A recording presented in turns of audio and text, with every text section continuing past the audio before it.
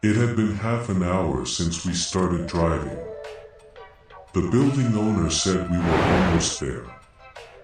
During the drive, she explained everything that was happening. Everything she knew, at least. These creatures had been in the building for at least 3 generations. She was the third. Her mother had taught her what she needed to do about them.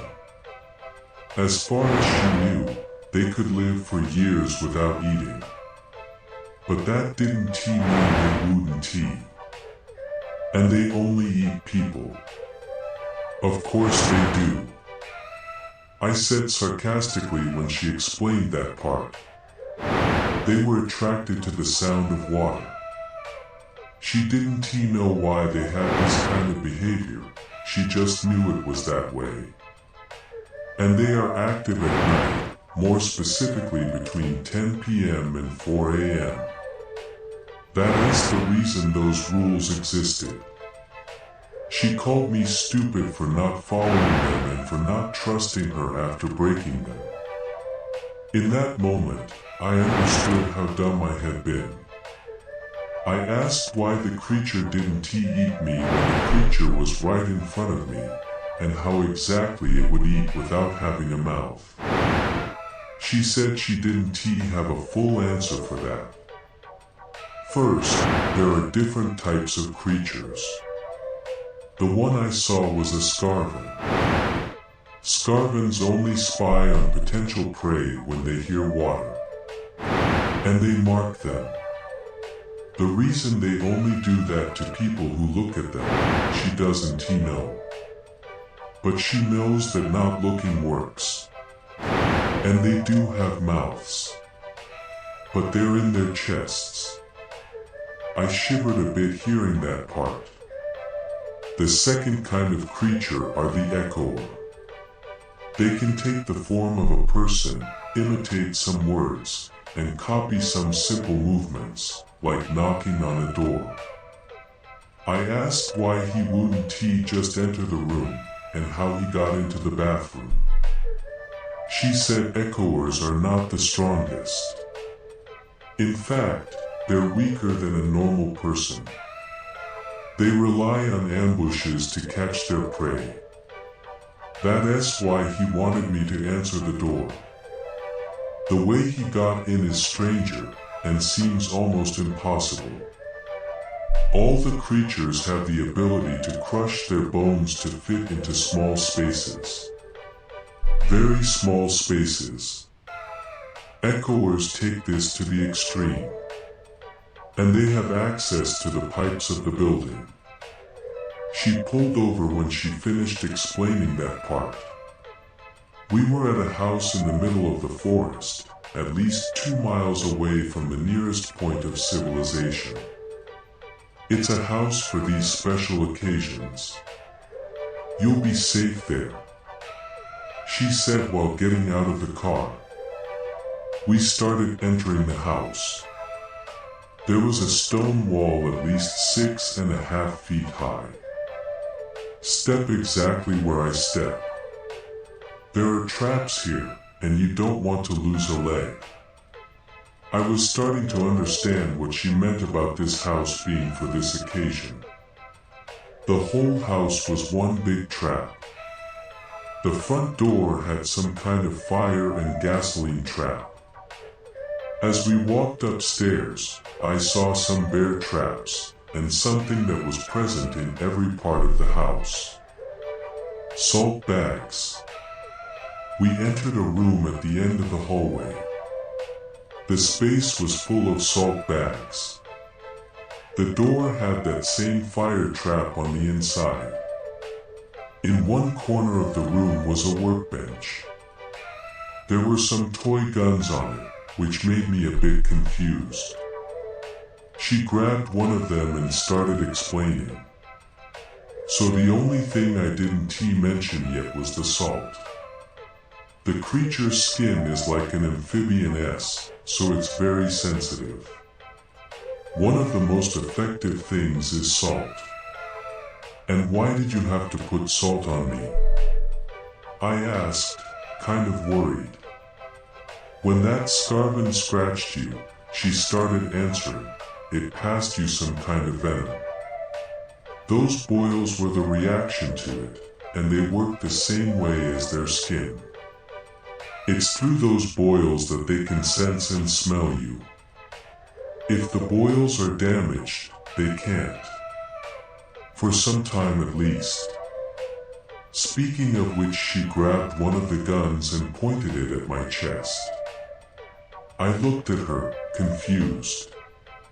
These are salt guns.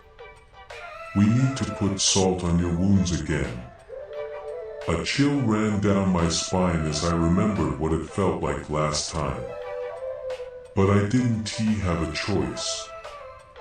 I lifted my shirt, and she shot. The pain and the breathless sensation came again.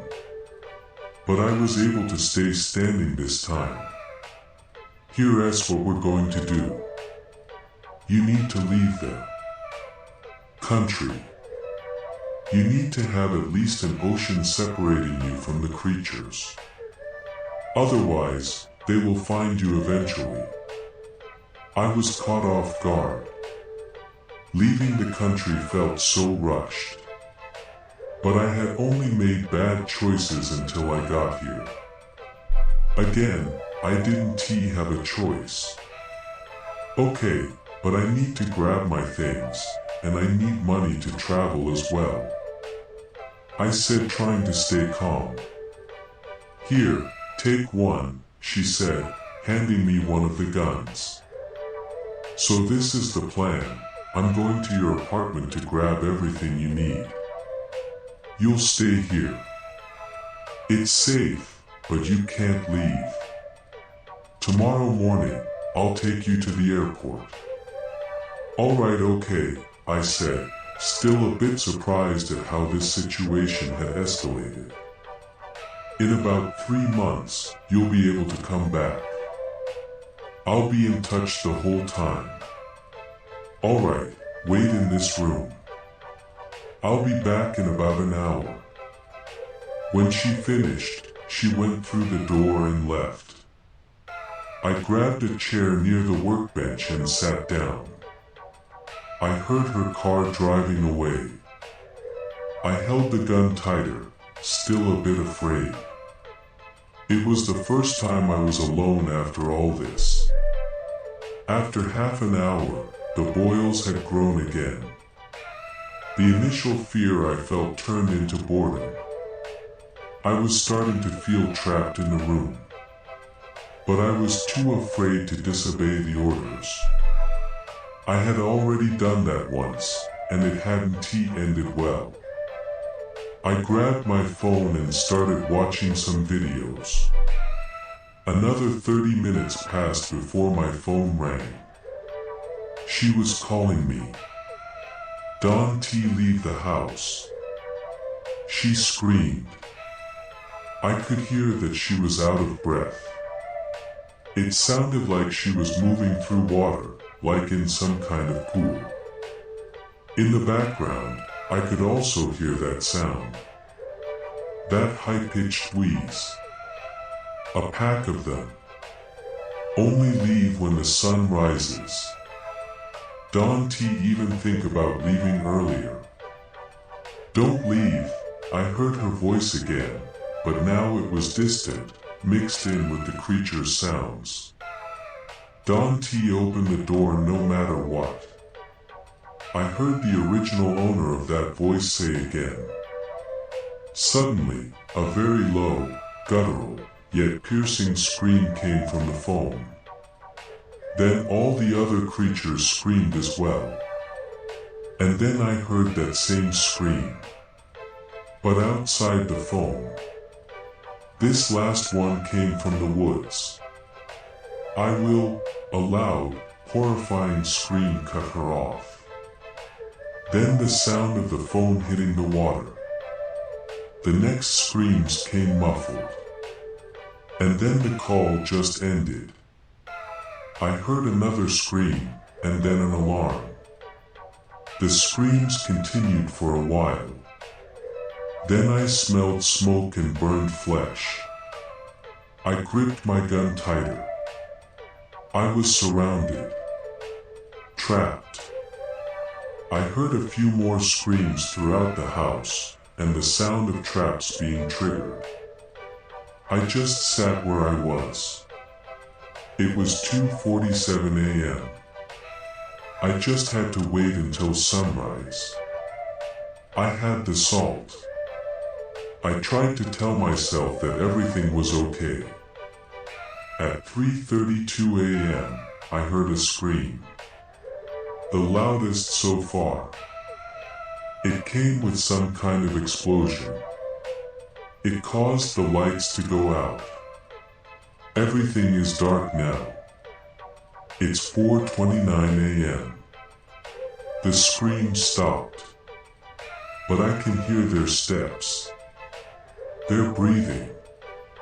I put some salt on my boils, but it doesn't seem to have much effect anymore. My battery is running out. I have to do something before that, or I'll be completely blind in this darkness. I heard knocks on the door downstairs. Leave the house. It's her voice. I think I shouldn't open it.